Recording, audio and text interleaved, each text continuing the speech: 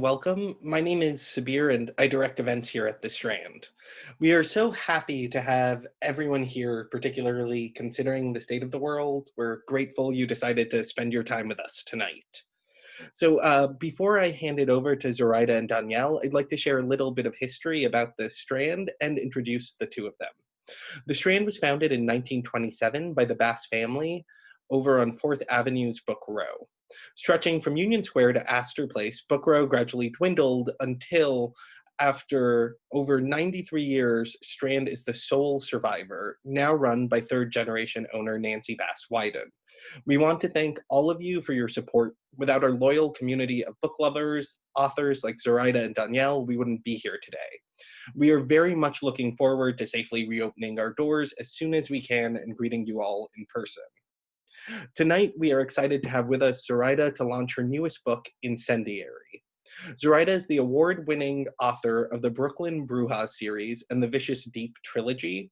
Her short fiction has appeared in the New York Times bestselling anthology, Star Wars from a Certain Point of View, and Toil Trouble, 15 Tales of Women and Witchcraft. She is the co-editor of Vampires Never Get Old, a YA anthology, forthcoming from Macmillan in fall 2020. Joining Zoraida in conversation is author Dhonielle Clayton. Dhonielle is the New York Times bestselling author of the Bell series and the co-author of the Tiny Pretty Things series and The Rumor Game. Her short stories have been included in the following anthologies: The Radical Element, Unbroken, Meet Cute, Some People Are Destined to Meet, Black Enough, Stories of Being Young and Black in America, Foreshadow, and the forthcoming Vampires Never Get Old, edited by Zoraida and Natalie C. Parker. She's the COO of the nonprofit We Need Diverse Books and co-founder of Cake Literary, a creative kitchen whipping up decadent and decidedly diverse literary confections for middle grade, young adult, and women's fiction readers. Dhonielle is an avid traveler and always on the hunt for magic and mischief. So, without further ado, please join me in welcoming Zoraida and Danielle. Yay! Yay! Hi, everybody. I'm super excited. Me too. Let's see if we can behave, actually. That never happens. We never behave. No, we don't. So we might as well just get to it. First of all, happy book birthday. Thank you. I'm super excited that Incendiary is in the world. And I got to see you go through this process of writing this book. So first, for everyone, if you would pitch the book, and talk and just give us your sort of like, what is this book about? What is this book about? I should know this by now. I've been working on it since 2017, and it is a story about a girl named Renata who was used as a weapon. She has the power to steal memories, and that power was harnessed by the king of the kingdom of Puerto Leones. And she comes from this group of people called the Moria, but that kingdom fell, and all that's left are rebels. And so when her commander gets taken by the prince and the enemy, she infiltrates the palace to try to get revenge. And as one should. As one should, right? It's like, you took my man, I am going to get you. So it's a story of revenge and love, and the power of hope. It is just Star Wars fan fiction set in 15th century inspired kingdom. I knew Star Wars was going to come up at some point, so we will talk about that. But first, thinking about what you just said and how you built everything, you are also the author of the Brooklyn Brujas series. Oh, yeah. And this is a different kind of series because now we're in the secondary world. Yeah. And it's tapping into hope, love, vengeance, revenge, sort of what happens when something is taken from you and how do you find your voice and get back there. I want you to talk about sort of why all things fantasy. I mean, when I think of Zoraida Córdova, I think of a lot of things. And one of them is all things fantasy, all things urban fantasy, also all things romance. And right. So how did that's a lot of stuff, bro. A lot of stuff, bro, but it's weird. It's real. How did all of the things that you love come together for you in the writing of this book? Because you have the ingredients of everything that I love about all of your different books. Thank you. I really appreciate that. So the way that everything came together is I wanted to create this magical system that was different than something I had already, something different that I had already made, right? So the Brooklyn Brujas magic is based on my idea of what would it look like if witches were from Latin America, right? Like what does that look like? What does our magic look like if it did not come from Europe? But this book is very much inspired by Spain in the 15th century, and so I didn't want to use the same elemental magic that I did before. So I wanted to challenge myself in doing something else. So when we worked on this on the magical system, we knew it had to come from sensory magic, right? What does sensory magic look like? Renata has the power to steal memories. Other people have the power to create illusions. Others have the power to persuade emotions. So they can either be an empath or they can persuade you to do something terrible with the emotions that already exist. Sort of like one of the curses from Harry Potter, where like you can either make someone like have a lot of fun, or one of the unforgivable curses. One of the unforgivable curses. I just and then the other power is you could see into people's minds, right? So with using sensory magic and sensory power, how do you harness that? How do you either use it for good or use it for evil? Does that even exist? Does that dichotomy, like, we polarize the idea of good and evil, but what happens when that power is used by people who are unchecked or persecuted? Right. Which is what I love about this book, is that you're existing within this moral gray spectrum. Mm-hmm. The things that I think are going to be evil or the things that I think are going to be good, there's a blur. And when something's taken from you and when you're under attack, all of those rules seem to be thrown out.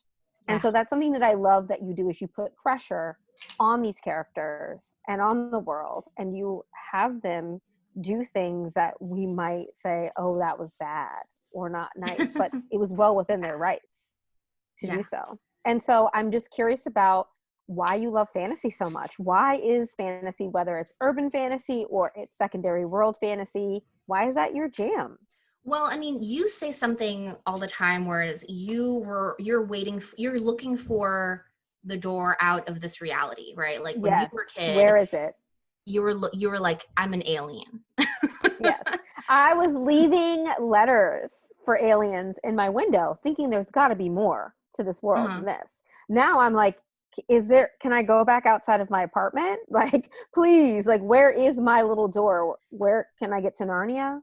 Right. Like, what's good? Like, but what I was looking for the magic that exists in the world now, right? So what does magical New York look like? What does magical I'm from Queens, so there was nothing there in Queens Village / Hollis, Queens, except for, we would leave school and either go be vagabonds in Alley Pond Park, or hang out in front of like the bus stop in front of, like, across the street from Martin Van Buren High School. I was with horses and cows, okay? At least you had some action. Like, I'm in the suburbs. I see cows, horses. Yeah. And then I go home. I'm from the city. Yes. But the thing is, like, I longed for the day where I could cut school and go to the city and get lost in the village, right? That was like my dream as a kid. And for me, like, being in Manhattan just felt super magical when everything else that I had was a Dunkin' Donuts and a Wendy's and things that were really, really mundane. So I feel like my search for fantasy is the search for the magic that already exists in the world, and how I can harness that into fiction, because Incendiary is very much my first high fantasy novel, whereas everything else was urban fantasy, right? Mermaids coming to Coney Island, Brooklyn, Brujas in Brooklyn, and now Queens in book 3. My debut middle grade, The Way to Rio Luna, is about a boy searching for a door out of here, but the magic exists. So it's a combination of all of those things. And what's so interesting and what is so great is that this is a secondary world fantasy that's drawn from so many different elements, which I find fascinating because you put together this brand new world, and I want you to give us an overview of the setting and the world and sort of how you mixed it all together, how you created it, because it is different than your Brooklyn Brujas series. And I love the different things that you do to it, all the different areas, the different groups, the different magic, how people are dressed, what they're eating, all of that stuff. So tell us a little bit more about this world. The kingdom of Puerto Leones is very, very I love loosely it when you speak Spanish. Thank you. It's very loosely inspired by Spain, right? And so I spent a lot of time researching what the landscape looks like, what the regions are that make wine, what the regions are that look mountainous, what the coastal cities look like. But at the end of the day, you can do all the research you want when you're creating a fantasy world, but you still have to figure out what the function that you actually need to take away is, because you don't want to just create something because you're copying it directly from an existing place, because that's not how you develop a world, right? That's not how you make something happen. So it's taking inspiration and figuring out what you actually need. I needed a bustling metropolitan for that time period, for medieval period, bustling city. I needed a beautiful palace. So I also had to look like the differences between palaces and castles, right? One is functional, the other one's not as functional. And wait, break that down. Right, I so never like knew castles that. were like fortresses and stuff like that, right? Oh, but okay. palaces, they're decadent. Yeah, there's a difference in structure, at least according to the books that I looked up. You know what's really good for helping you understand like the beginner steps of things is checking out the teen and kids section of those, like, what are palaces? Those are the greatest books. Yes, because So they break it down. Yeah, they break it down, and then you look at beautiful architecture books for adults. Right. So that was a lot of fun for me to go through that research. Obviously, I did when I went to Toledo in Spain, and I spent a little bit of time there, which is a beautiful medieval city. You left me and you went to Spain. You're a jerk. Yeah. How did you build all of the different parts of the world? Did you think through sort of, how do you do this? I've never ever asked you this before. You literally asked me that in our podcast, Deadline City. I didn't ask you that in an event that we've had, okay? Okay. So I want to know, because I see you make maps. Yeah. We have an office together, by the way. Mm-hmm. She and I spend a lot of time together, so there are things that I know about her, and then there are things that I don't know. And one of these things is that I'm very curious about how she creates and lays out her world. My process is super secretive because I don't know how I do it. I just do it. Just do it, you know?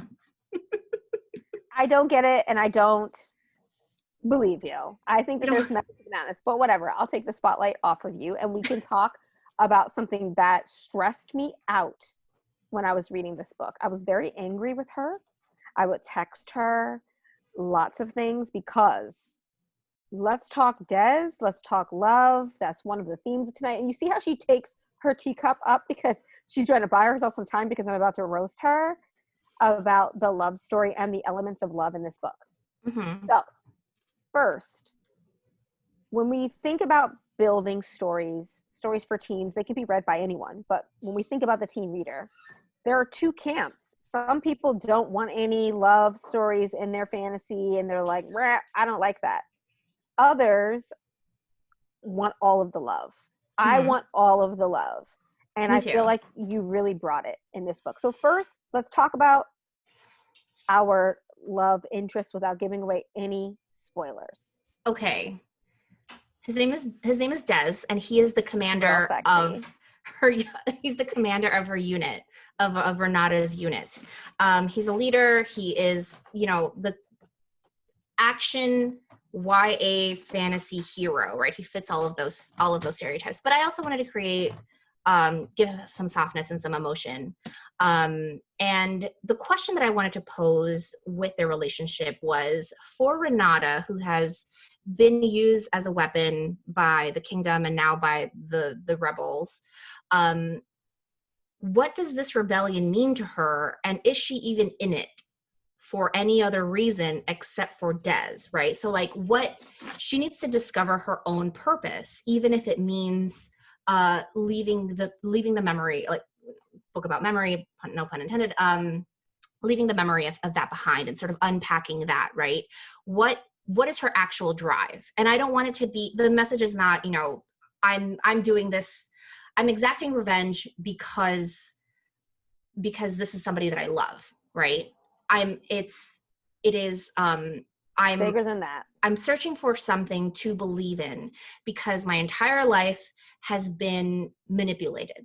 So how do I start making decisions that are for me? And that is Renata's entire journey. And people can do that through the lens of doing something for love, or it's not just limited to that, but that is a very big theme for me specifically. I think it's also very teen and true to life. And I really, from being a teacher and a librarian and working with teenagers for over 15 years, it's a really adolescent teenage thing that happens to you, right? You fall in love, you love someone. You would do anything for that person. Anything, right? It's when you have all of the emotions, your frontal lobe hasn't developed. Right. And you are like, I'll burn it all for this person. I was so in love with this boy in high school. And I thought, we're going to be together forever. I'll do anything. I'll move mountains for you. It was that kind of pure love and adoration. And you capture that super well in that dynamic. But you still center it on her. She still has to figure out who she is.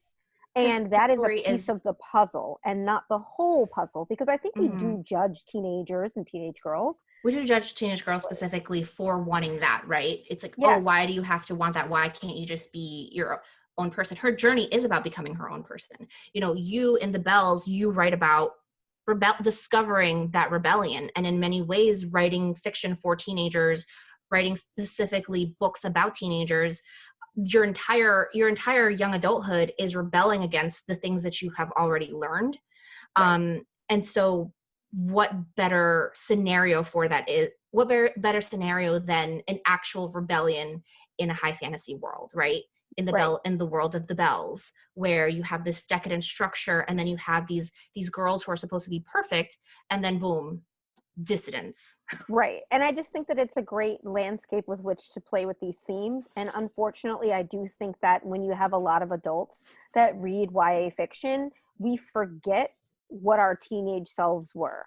And our teenage selves, a lot of us were falling head over heels in love. And we were also willing to sacrifice for our beloveds. And that's something that I think you beautifully captured in this dynamic. Also, it's really stressful, and the structures that play in the world heighten and put pressure on that core relationship in a brilliant way. And you're just really good at it. I think that I'm shitty at building love stories. They take me a really long time. I have Don't insult my friend that way. Look, it's real though. It's the last thing I layer into my manuscript because I'm like, oh, kissy kissy here. Whatever. She literally does this. She writes like TK kissy kissy boom boom. Yeah. Instead of writing out a chapter. And my editor is like, I know you'll fill it in the last round of edits, but you're really good at this. And I want you to share and sort of talk through your sort of secret sauce for creating these sort of emotional relationships and for romance, because you're really good at it. I'm always calling you and asking you, yo, how do I do this thing? Because I'm not great. My creative muscle is just not as good as yours when it comes to love. I don't think that's true. First of all, I think you sell yourself short, because most of your fiction, for somebody who claims to not write about love, most of your fiction is about trying to search for that epic love. So you need to see a therapist. Yeah, probably. But first, we both still, of us do. I know. So I think that I also write romance under the name Zoe Castile. And one of the things that I learned from reading romance is because romance stories have to be incredibly tight. There's nobody as voracious as a romance reader and as loyal as a romance reader. And in romance, there are specific expectations when it comes to creating a relationship. You have to have people, for me, when I read a book, these people have to have a life outside of their significant other. And so those two lives have to intersect at a certain point, right? There's something that you can lose by falling into this love story, specifically in Incendiary for Ren. Her love for Des, for her commander, they're the same age. He just has a high rank. Her love for him sort of blinds her to a lot of other things, right? So she acts on instinct, and that in itself creates a lot of narrative tension because you can already see the mistakes that she's going to make before you write them. It's a matter of seeding in those thoughts and those insecurities. And when I plot out, the love arc, the romance arc. I plot that out alongside what needs to happen in the world. So for me, they're two separate things, but they have to work and they have to become intertwined. And that's really difficult because you don't want to sacrifice world building for, okay, now we're going to stop and kiss, because I don't like those scenes. I don't like. So you don't want like bombs going off all I think around that is real. We start kissing? You don't believe that? You can. I do believe that, there are moments where it's like, oh, we're about to die. Let's make out in this chapter. I never understand that. Let's pause and have a petite discussion about that because I really, truly believe that if I was under duress and we haven't showered for days and things are happening, that's the last thing that I'm going to want to do is make out when I haven't seen a toothbrush in days. And I don't get it. I just have never understood it. I think it's fake. It's just like in the movies when people just start making out in the morning. Hello, morning breath. So I truly want to understand what this is about. I hate it. Like, oh, you hate it? You hate me? You wish you didn't ask me to do this with you? Look, I want your thoughts on this. Yeah. It's unrealistic to me. I do. Don't you think?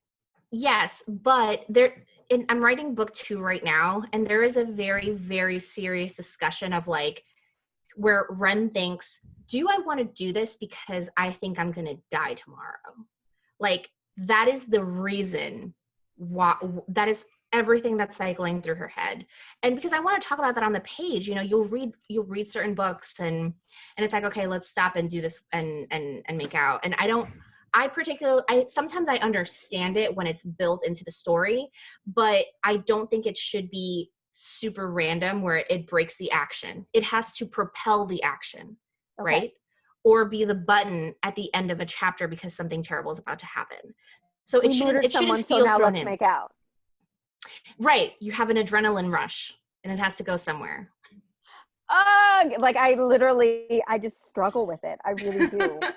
I struggle with it, and I'll just never be good at this. Can we talk a little bit more about Des, though? Can we talk about how you built this guy?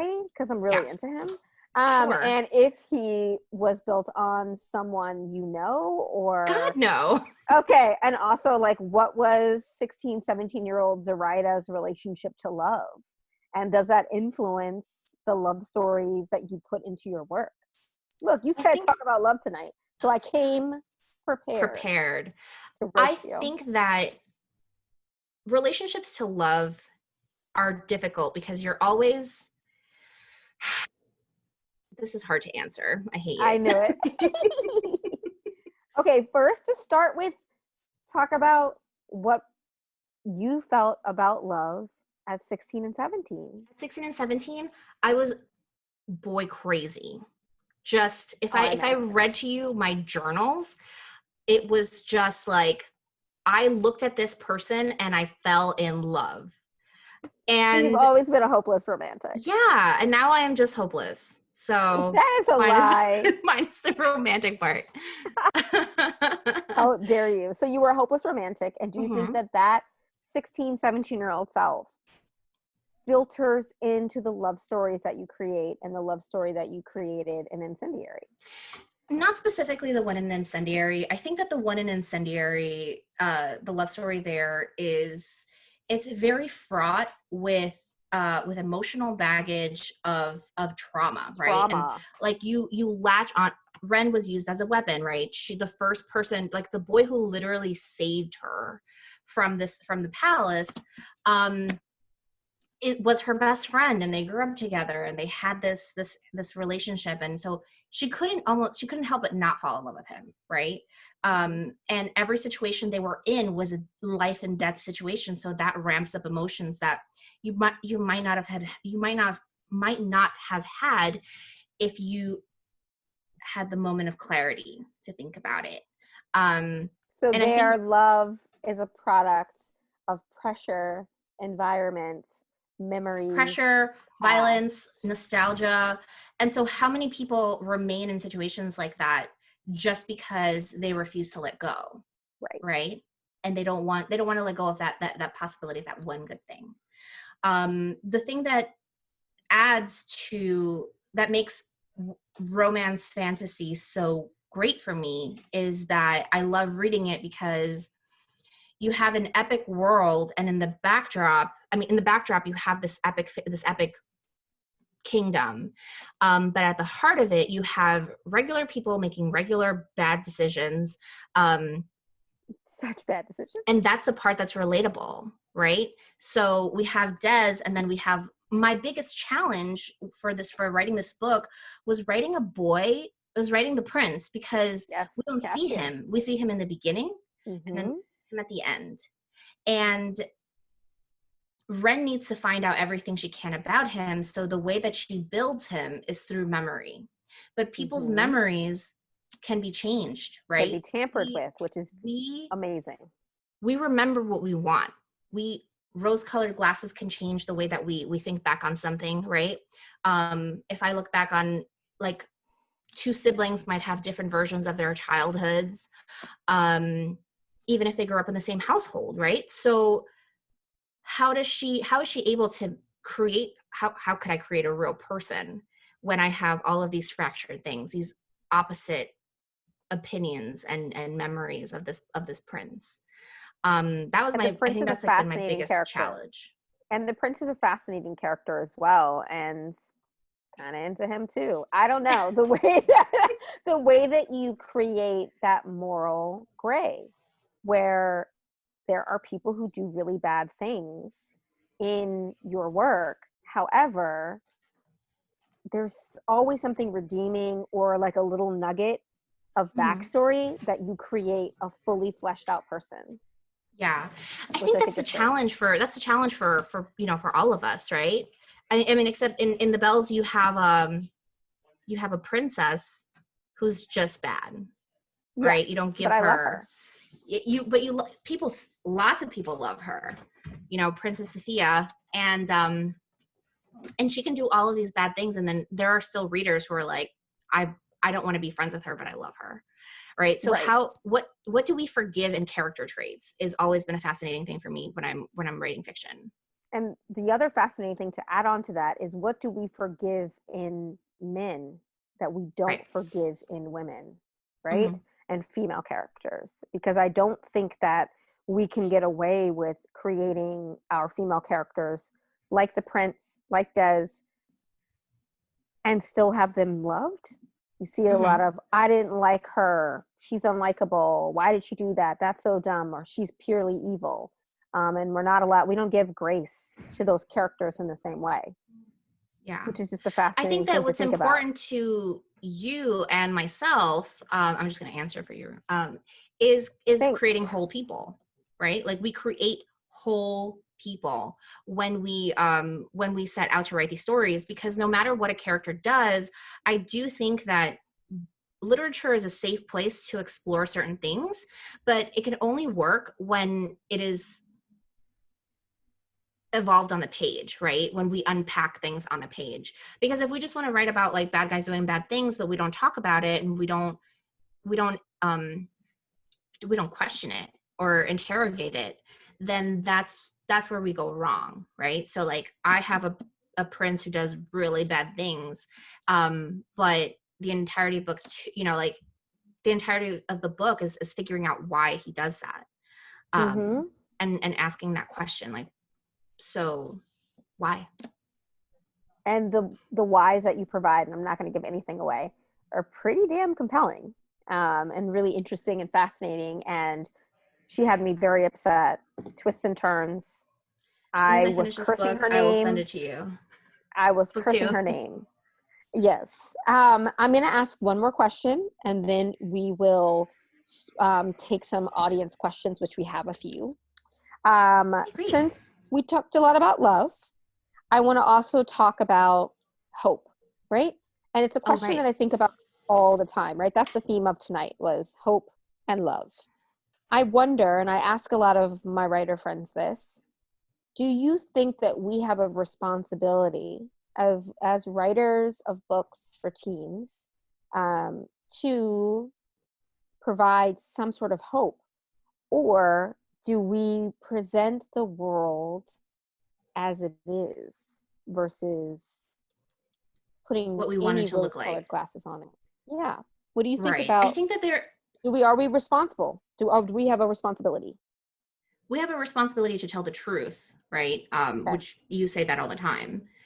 And I think that when we're writing fantasy is very idealistic, right? We like to think, here's this bad thing, right? So Sauron is bad, right? And then, and so we divide good and evil into two very, very, very polarizing things. And there's almost no room for the gray.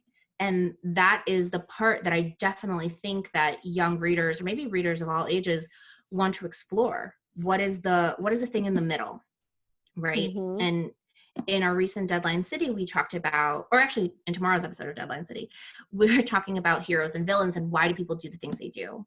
Why do we forgive certain aspects?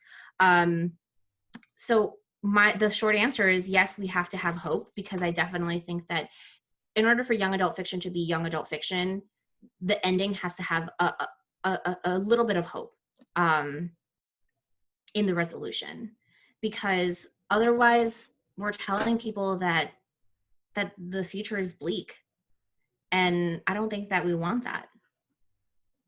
I also think that it's not true, because we don't know what's coming. And so like you said, I always like to show teenagers as they are, not how I wish they would be, from working with them and also from being a pain in the butt. I was a pain in the butt. I still am. My childhood. I was very quiet. I was so quiet.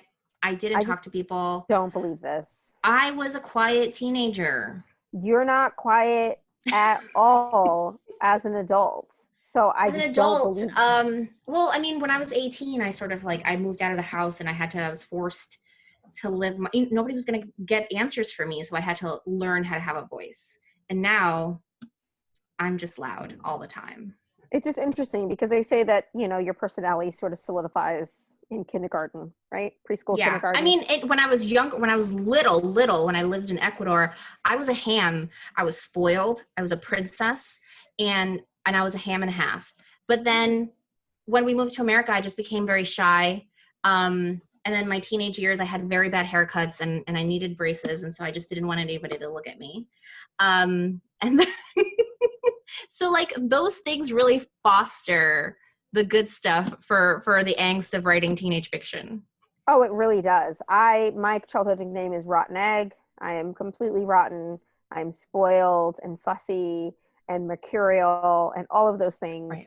And you're a Gemini. Yes, I'm a Gemini. I just really believe in putting it all in there so that that teen reader can be like, oh my gosh, I don't have to be Polly perfect, right? I can also have all of these complicated thoughts and feelings, and I can mess up, and there's space for me to do that and still be okay. I think that that's for me, the hope piece is we're going to be okay. It might not look the way we want it to look, but we're going to be okay, and we're going to be here. And I think that's what we owe our teen readers. I think it's what we need more and more.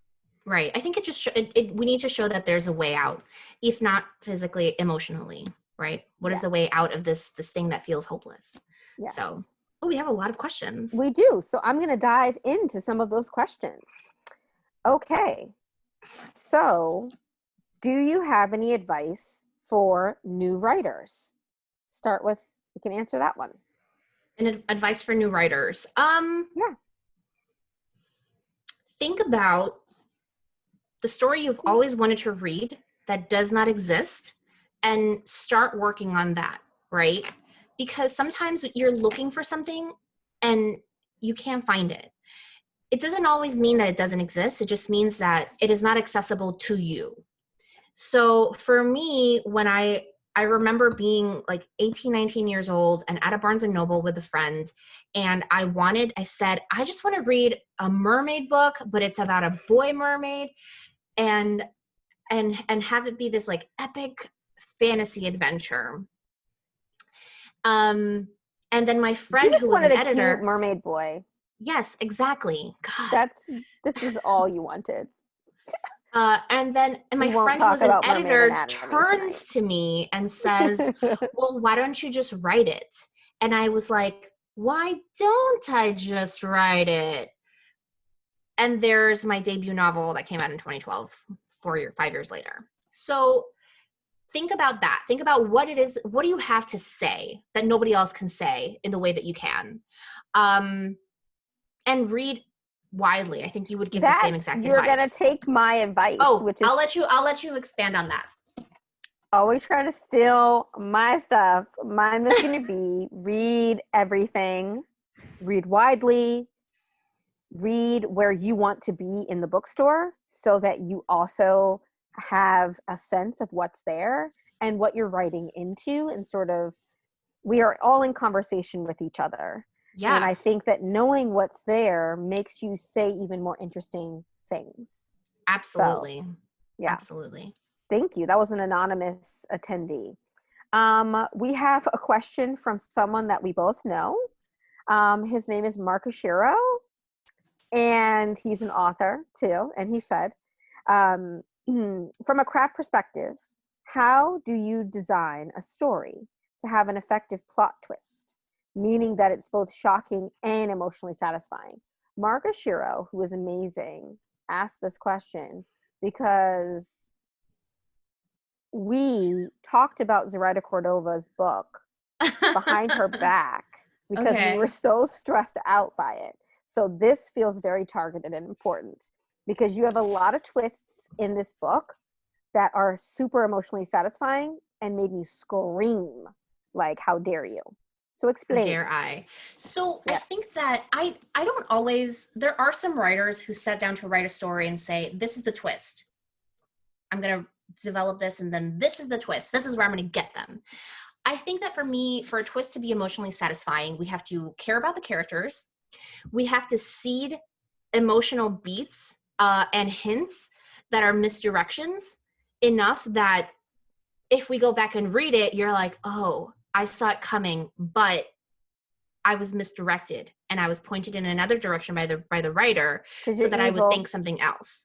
Right. And sometimes you have to use readers' own expectations. So if you're writing in a genre, your reader is going to be super savvy. How do you surprise a reader who knows the beats of speculative fiction and fantasy? Right. And so that's the answer all the time. As a romance writer, I'm always thinking, how am I going to surprise my romance reader into caring about yet another couple? Right. What makes us different this time around? And I keep that in mind. I think that. But do you track it? Yes. Do you track the misdirection in the text? Yes, I track the misdirection in the text because I think that there's a very fine balance between too many hints and not enough hints. I think that if a reader figures out what I'm trying to do, then I did my job in putting those hints down. Some people just read with an eye of a writer, and some people read with an eye of wanting to immerse themselves and just forget about the world. Oh, I get got every time, and you got me in this book, and I was Thank you. I'm glad. You're welcome. Punish you at some point for this. I think that those misdirections are really important. It's like it's like asking somebody to hold my phone for a second. And then you're walking, and you keep having this conversation. And then you just remind them, oh, you have my phone. You're asking the reader to hold on to a piece of information and save it for later. So it has to be prominent enough, but not that it overwhelms. So it's really hard. Super hard. And you do an amazing job at that. So we'll do some more questions. This is from Rachel Bray. They asked, what were some of the challenges of telling a story in a world that you're creating versus one that you know, like New York City? Great question. Because, right? Yeah. Like New York City is a place. You already know it. It's in your bones. Right. But then you had to create this secondary world fantasy where it's like everything's from scratch. I think about, for instance, we're in this village, right? This town is called Esmeraldas, and a lot of the naming convention comes from Spanish. There are some words that I changed spelling a little bit. Esmeraldas is a quiet little town in a hilly region of the country. So the way that I set the scene is asking myself, what does it smell like here? Right? Obviously the town is on fire, so it smells like fire. But if it did not smell like fire, what would those smells be? If it wasn't burning. If it wasn't incinerated. It is. Right. What would it smell like, right? So chamomile fields, right? That's what I went to. So the first thing she smells, she's like, I smell chamomile fields and I smell fire. What is their trade, right? Like, what do their markets look like? Because that also informs the setting, right? And I always go back to being a little kid and having your teachers teach you how to answer the who, what, where, when, and why. Yes. Right. And then describing all of your senses.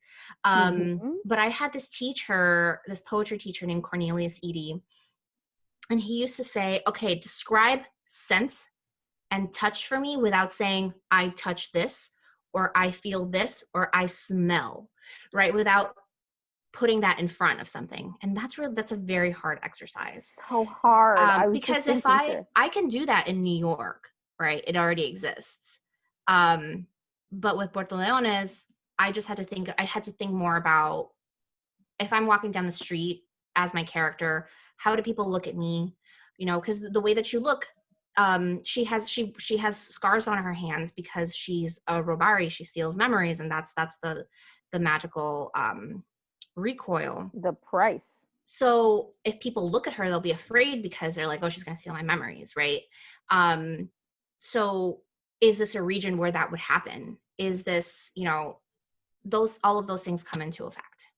Which is fascinating to think about the different challenges of having a template from which to build, like you had New York City for Brooklyn Brujas and for The Vicious Deep, versus having to build your own scaffold and make sure you create a culture and worlds and all the details of those things. Yeah. And both have their own challenges. Another question from Sasha, who is wonderful. Hi. Do you have, this one is, what are some of the key elements to building a setting that feels like a character? Ooh, that's good. We were talking about this before, right? When, because N.K. Jemisin's new book is about like New York coming alive, right? The cities come alive. And so I think about New York as a living, breathing place in the Brooklyn Brujas series. It's not called the Chattanooga Brujas, right? It's not called the Houston Brujas. It's called the Brooklyn Brujas.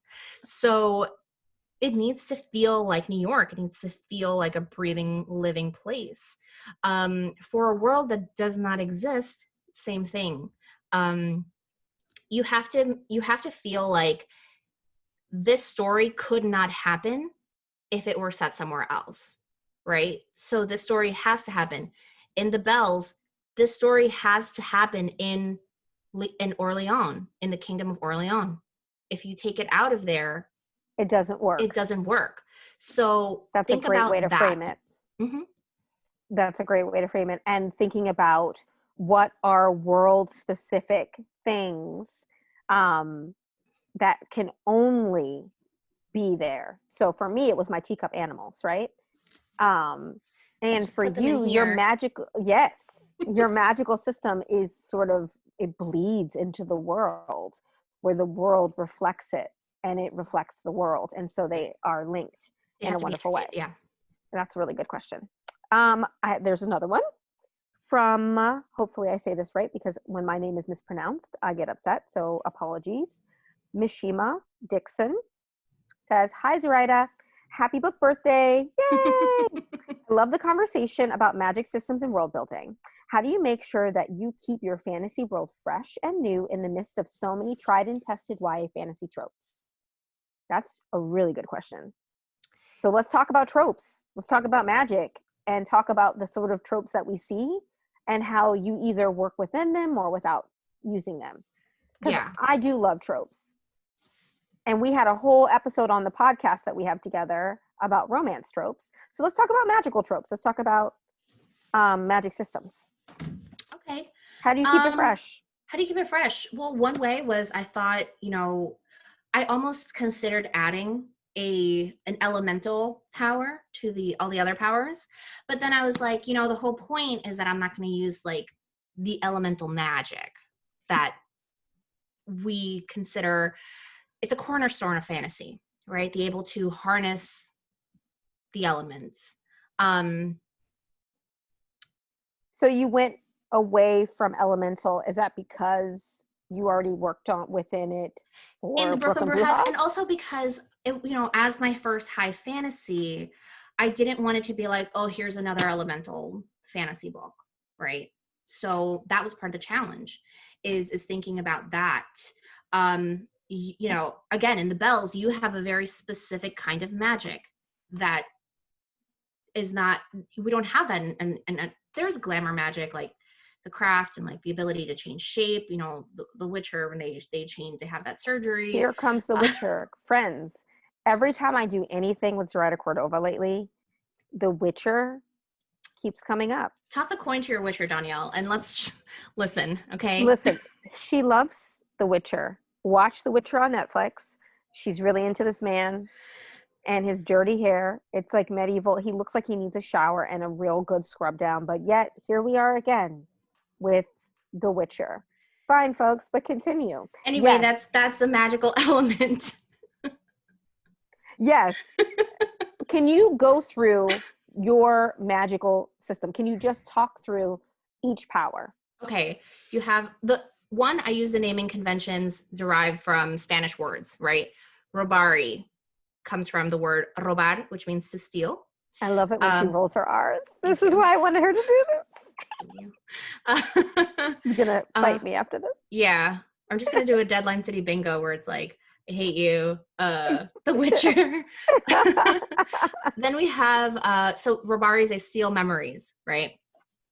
Ventari, ventana, a window. They see into your mind, right?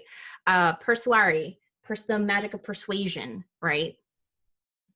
It's in English too. So, and then what's the other one? Someone. And then it's illusionaries, which is obviously an illusion. They can create illusions. And so I think about two things: what the magic does, and then what is the price for using that power, right? So Robaris, because it's such a they draw from such a well of power, they have burned, like the memories live on their skin instead of on their minds, right? Like they can access it whenever they want. for Ventaris, they might get headaches, illusionary also, things like that. So you have to think about cause and effect when you're creating magical systems like that, so that you remove yourself from the trope. Also, one trope that I don't like is, phenomenal cosmic power without repercussions. So you believe in consequences for magic, is what you're saying? There has to be consequences for using magic. Otherwise, it's boring. Yeah. Otherwise, then everybody would just use it, and then. And what do you want? What do you want with all this magic? We talk about Right. this all the time. Like, why do we want it? What are we going to do with it? Have all the power? What are you going to do with all that power? Right. And then how does that power affect who you are and what happens? Mm-hmm. No, it's interesting. And then there's the idea of tropes. I really don't believe that there is a unique magical tradition. I believe that we churn a set of ingredients and the meal comes out differently, right, Mm-hmm. for each person. But it's still the foundational ingredients that go into the stew. We just literally mix them differently. Just like I believe that there are no new stories. It's just literally how we tell it as storytellers. Right, yeah. And so what's wonderful about your magical system is that, one, the consequences, two, that the magic and the world and the stakes all seem to come together. Sometimes in some fantasy novels, I feel like the magic is sort of a tacked on part. And with this, it drives the plot, it drives the character interactions. One thing, in order to avoid a trope, like, I feel like to get yourself out of like a bad situation is, as I'm writing book 2, the one thing I keep asking myself is, well, why didn't they do this XYZ before? Or why can't they just do what they did in another chapter or in the previous book? And that's how you develop the magic, because once you establish rules, you have to stick to those rules, but you have to figure out, and if you're going to break the rules, you need a very, very good reason why. And it has to be developed into the page. And see, what I did too, thinking about it another way, is you set up your rules of the magic in your first book, and then you make sure your character doesn't know all of the things, so that when you want to twist it, it's opening up, here's more information about the magic. Here's a deeper exploration of like the root of it and what happens when it is abused or stretched. Yeah. Why are you laughing? You're doing that grin. Zoraida does this smug grin when she has something on her mind that is like either just something smart ass that she wants to say. I'm just looking at you. God. Whatever. Another question for you. Why is Zoe Castile your pen name for romance books? Who said that? I don't even know this was from Facebook. I don't even know the answer to that. I wanted to stick with my initials, ZC. My stepdad, my family calls me Zori, Zori. Also, there is a new character in Star Wars named Zori. Here we go. Back to Star Wars again. That's what she really wants to live, is in the world and universe of Star Wars. But I don't actually think she would survive. I would definitely survive on Batu, first of all. I wrote the book on it. What? Second of all, my stepdad couldn't say the name Zori. He thought everyone was saying Zoe. So he called me Zoe for a period of time. Then Castile, I was doing a lot of research for this book and researching Isabel of Castillo, and I was like, it's from Spain, but easily pronounceable, and also it fits with a C. So I really like it. I think it's great. It's my alter ego. She wears sundresses and drinks mimosas. She's fabulous. Another question, which I think is really good. This is also, I think, from Facebook. Regarding the theme of making decisions for yourself, what was the moment in your own life where you made that pivot? That's tough. What do you mean? It says, regarding the theme of making decisions for yourself, remember we were talking earlier in the night about our characters as teens having to finally like make decisions and like be pushed out of the nest and do all of these things. What's a moment in your own life? When did you start doing that? I think it's when I moved out. I moved out when I was 19. And I just announced to my mom, hi, I'm moving out. Hi, bye. And I'm pretty sure she's still upset over it. Because in Ecuadorian families, you don't leave until you get married. And if you get married, your spouse comes to live with you. So, and you just flew the coop. I was just like, peace out, witches. I love it. Yeah. I think that there was like this moment where I just needed to become independent and figure who I am. It took a very long time, but I'm 32. Am I 32? I think I'm 32. And I think that I know who I am now, right? 19 to 27, 28-year-olds, right? I did not. So it's just, and I think that it's like figuring out what you have to say is an important part of being a writer. Yes, that only you can say. Mm-hmm. I think that I've always tried to make decisions for myself because I've always been aggressively bossy. Aggressively, yes. Danielle. Yes. My father calls it leadership skills. Oh, nice. Right? Bossy. Leader. It just means I have leadership skills. But I think that he also said that when I make my own money, I make my own rules. So as long as I was living with him, it was his rules. So I think once I got to college and once I started, doing a lot of different things on my own, I started making those decisions and living with the consequences of them. And not being able to call mommy and daddy and say, can you rescue me here? Because I still do that. I call my uncle Marcos, and I'm like, hey, I need help. I mean, I still do it too, but I just think that it's, something that I had to really, really figure out. And college and after college helped me sort of say, okay. Figuring those things out really shaped the way that I wrote books. A lot of my contemporary romance characters have that journey of like, who am I now outside of my family, right? Who am I now? And for the most part, all of my characters are trying to answer that question. Which is such a great question to do. Like I think we all have that thing. Like we all have that one theme that we want to keep writing, right? Like I want to keep writing redemption stories because for some reason I always feel like I did something wrong, right? That's my anxiety. I want to write romance stories of like star-crossed lovers because I'm pretty sure that in my past life, like that was my life. It's just a theme that I'm very, very attracted to. The self-discovery, like who am I outside of this, but through the lens of fantasy. And what are some of the ones that you keep writing about? You keep writing about love, even though you say that you're not good at it. I keep writing love stories because I don't feel good at it in my real life. I write like Hate to Love, which is autobiographical. I write about people figuring out sort of how how do you figure out who you are when you've been told a lot of things about what life is supposed to be, who you're supposed to be. How does that reconcile with what life really is? So yes, I keep exploring certain themes like perfection, the way that you look is how you're treated, stuff like that. And I just think it's hard. It's hard because we return to the same things that we're working out. Let me squeeze one last question in for you and then we will wrap up. Okay. This is from Alicia F. So thrilled for this book. When you get an idea for a story, do you immediately start writing or try to develop the idea first? This is great because it's a process question. Right. It's a good nugget.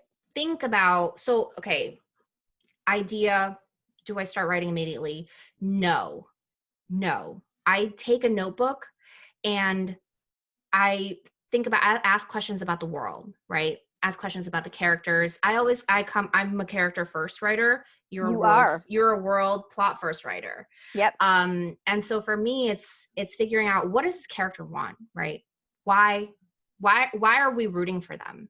And so right now I've had this idea for almost a decade that I have been wanting to write, and I've been jotting little things down here and there, but I still haven't started the actual text because I'm not ready to tell that person's story. The way that I develop it is I know that in the fall, I'm going to sit down. I've already given myself a schedule. I'm going to sit down and I'm being going to very serious, everyone. Yeah. I'm going to actually start trying to write it for the first time. And the reason is because I finally think I'm ready to do it. Sometimes an idea has to cycle through your mind over and over and over again, like a song, right? It's like a song that you can't stop thinking about, but you're the only person who knows the melody, right? And how do you put that down? How do you explain to people what the song sounds like? And that's it. I don't know how else to describe that. And see, usually I have the idea, I write out a question, right? Like, what is it that I'm really trying to answer or that I'm trying to puzzle out? And then I always think of the world. And then I find my troublemaker. Who's the troublemaker in the world with the things that I've set up and with the question that I'm asking readers to think about, the one that I'm asking myself, the thing that's bothering me. Right. And then I build and spiral out from there. It really feels like a snowball. The questions, the elements, and I also do it in a notebook too. And I have a lot of tabs open, which scare a lot of people when they look at my computer. Oh yeah, it's terrifying. I'm like, your computer's going to crash because you have so many tabs open. I know. I have like 4 Chrome browsers with 25 tabs each. It's all like my that would drive little me research. Bananas. I know. It's bad. I need to learn.